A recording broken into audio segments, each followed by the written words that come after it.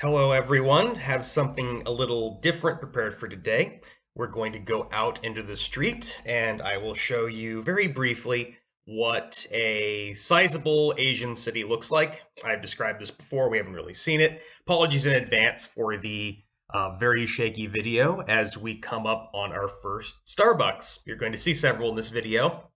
They are absurdly common where I live. There's one every few blocks.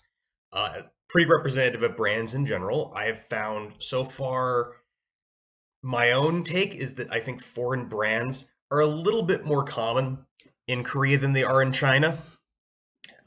Also have these little scooters here. One thing I definitely have not missed from China is you do not have those motorbikes that are all over the sidewalks and the streets and everywhere they shouldn't be. Instead, we have these things, and they're a lot less annoying and a lot less dangerous. So this gives you a pretty good idea of how dense the construction is. This area is particularly seems to be a hub of business activity.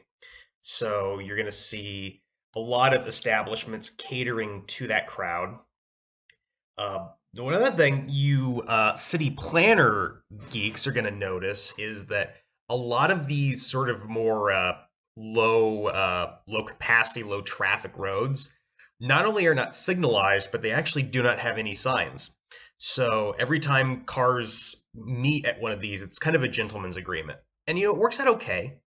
As I said, most of these streets tend to not have a lot of traffic on them, so you actually don't have this happen a lot. But if you are at a high traffic time, like say a Friday or a Saturday evening, it actually can get a little bit dicey.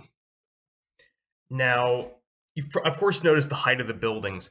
Another thing you'll notice, I think you're especially going to see this in a clip that's coming up, is there's a lot of signage on the outside of these buildings, and that's very important.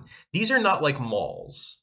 There's not much interior space. There's not going to be a big inside where you can walk around and go to different shops. Instead, if you want to get to a location that's not on street level, you have to take an elevator up to it. Um, Actually kind of hard to pick out where the elevators are in these shots, but frankly, it's hard to pick out where the elevators are when you're actually walking down these streets. So, yeah, actually knowing what floor, being able to look up, see the sign, and know what floor something is on, surprisingly helpful for navigational purposes. Okay, so we are coming to the end of this little trip.